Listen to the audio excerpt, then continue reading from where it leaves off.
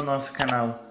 Eu me chamo Marcos e hoje venho trazer a história de mais uma santa, que é um dos faróis da nossa igreja, chamada Santa Isabel de Portugal, ou Isabel de Aragão. Pois bem, vamos para a sua biografia. Santa Isabel de Portugal nasceu no Palácio de Aljaferia, em Saragoça, Espanha, no dia 4 de janeiro de 1271. Era filha de Dom Pedro II, rei de Aragão, e de Dona Constança de Hohenstaufen, muito católica. Desde pequena já rezava e fazia jejuns. Isabel era muito formosa, de grande coração e muita caridade. Ela não gostava de música, passeios, nem de joias e enfeites. Vestia sempre com muita simplicidade. Entre seus antepassados estão muitos santos, reis e imperadores. Pedro II, rei de Aragão, que no entanto era um jovem príncipe quando ela nasceu, sem querer ocupar-se com a educação da sua filha, o monarca determinou que fosse cuidada pelo avô, Tiago I, que se convertera ao cristianismo e levava uma vida voltada para a fé. Sorte da pequena, futura rainha, que recebeu então uma formação perfeita e digna no seguimento de Cristo. Quando estava em seu leito de morte, Tiago I acariciou sua neta.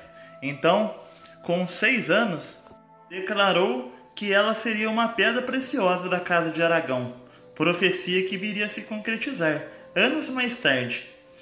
Tinha apenas 12 anos quando foi pedida em casamento por 3 príncipes, como nos contos de fadas. Seu pai escolheu o herdeiro do trono de Portugal, Dom Dinis. Esse casamento significou para Isabel uma coroa de rainha e uma cruz de martírio, que carregou com humildade e galhardia nos anos seguintes de sua vida. Isabel é tida como uma das rainhas mais belas das cortes espanhola e portuguesa. Além disso, possuía uma forte e doce personalidade. Era também muito inteligente, culta e diplomata.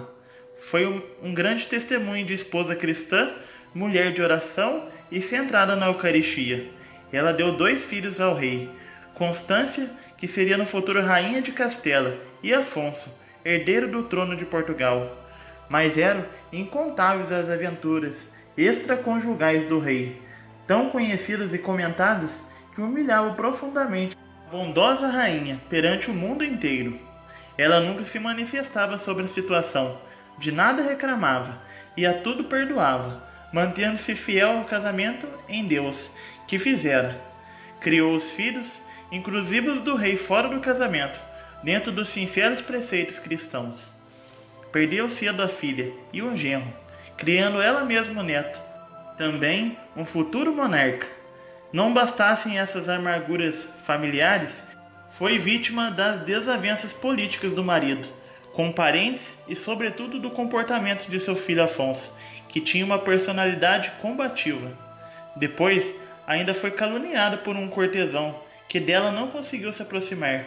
A rainha muito sofreu e muito lutou, até provar a inocência de forma incontestável.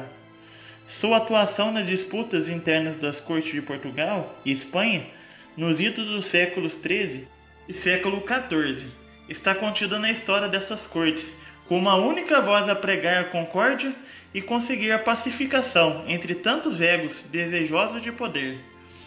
Ao mesmo tempo, ajudava a amenizar as desgraças do povo pobre e as dores dos enfermos abandonados, com a caridade da sua esmola e sua piedade cristã. Ergueu o mosteiro de Santa Clara de Coimbra para os jovens piedosos da corte, o mosteiro cisterciense de Almuste e o Santuário do Espírito Santo em Alenquer. Também fundou em Santarém o Hospital dos Inocentes para crianças cujas mães, por algum motivo, desejavam abandonar. Com suas posses, sustentava asilos e creches, hospitais para velhos e doentes, tratando pessoalmente dos leprosos. Sem dúvida, foi um perfeito símbolo de paz do seu tempo. Quando o marido morreu, em 1335, Isabel recolheu-se no mosteiro das Clarissas de Coimbra, onde ingressou na Ordem Terceira Franciscana. Antes, porém, abdicou de seu título de nobreza, indo depositar a coroa real do altar de São Tiago de Compostela. doou toda a sua imensa fortuna pessoal para as obras de caridade. Viveu o resto da vida em pobreza voluntária, na oração, piedade e mortificação, atendendo os pobres e doentes, marginalizados. Quando Isabel deixou Coimbra para pacificar o filho Dom Afonso IV de Portugal e o neto Afonso XI de Castela, que ameaçava uma guerra, faleceu durante a viagem, vítima de lepra. A rainha Isabel de Portugal morreu em Estremoz, Portugal, no dia 4 de julho de 1336. Venerada como santa, foi sepultada no mosteiro de Coimbra, Santa Clara a Nova. Foi beatificada pelo Papa Leão X em 1516 e canonizada pelo Papa Urbano VIII em 1665. Santa Isabel de Portugal foi declarada padroeira desse país, sendo invocada pelos portugueses como a Rainha Santa da Concórdia e da Paz. Santa Isabel costumava dizer: Deus tornou-me rainha para dar meios de fazer esmolas. Com esse espírito, não foi difícil criar em sua volta uma lenda de santidade, atribuindo-lhe diversos milagres, como a cura de sua dama de companhia e de diversos leprosos. Disse também que fez com que uma criança pobre e cega começasse a ver, e que curou em uma só noite os graves ferimentos de um criado. Um dos mais conhecidos milagres de Santa Isabel é o das rosas. Conta-se que durante o cerco de Lisboa, Santa Isabel estava a distribuir moedas de prata para socorrer os necessitados da região de Avalade, quando Dom Dinis apareceu. O rei perguntou a Isabel: "O que levas aí, senhora?" Para não desgostar o marido, que era contra essas doações, ela respondeu: "Levo rosas, senhor." E abrindo o manto, perante o olhar surpreso do rei, não se viam moedas, mas sim rosas vermelhas. Em outra versão, conta-se que certa vez numa manhã de inverno, Santa Isabel, decidida a ajudar os mais desfavorecidos, teria enchido uma dobra de seu vestido com pães para distribuir.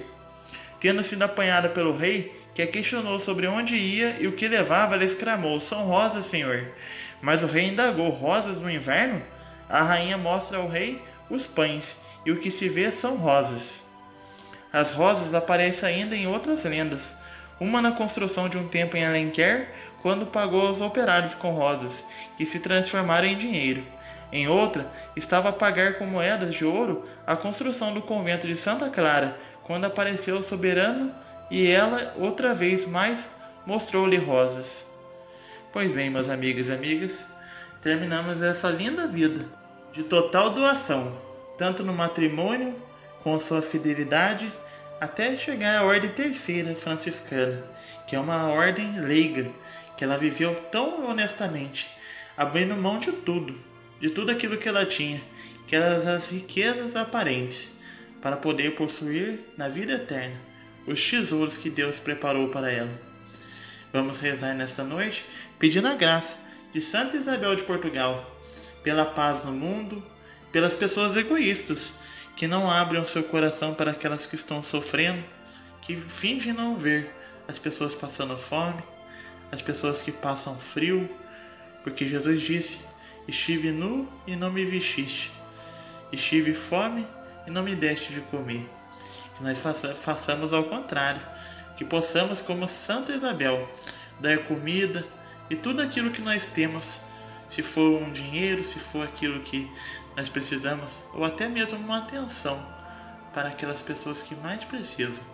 Pedimos pelo fim da pandemia e pedimos para que todas aquelas pessoas que estão esperando um emprego, que Santa Isabel de Portugal possa concedê-las, para que elas possam dar uma vida digna para suas famílias. Rezemos. Ave Maria, cheia de graça, o Senhor é convosco. Bendita sois vós entre as mulheres, e bendito é o fruto do vosso ventre, Jesus. Santa Maria, Mãe de Deus, rogai por nós, pecadores, agora e na hora de nossa morte. Amém. Santa Isabel de Portugal, rogai por nós. Nossa Senhora das Graças, rogai por nós. Nossa Senhora do Carmo, rogai por nós. São João Paulo II, rogai por nós. Muito obrigado pela sua companhia. Até o próximo vídeo. Fique com Deus, com as bênçãos da bem-aventurada Virgem Maria.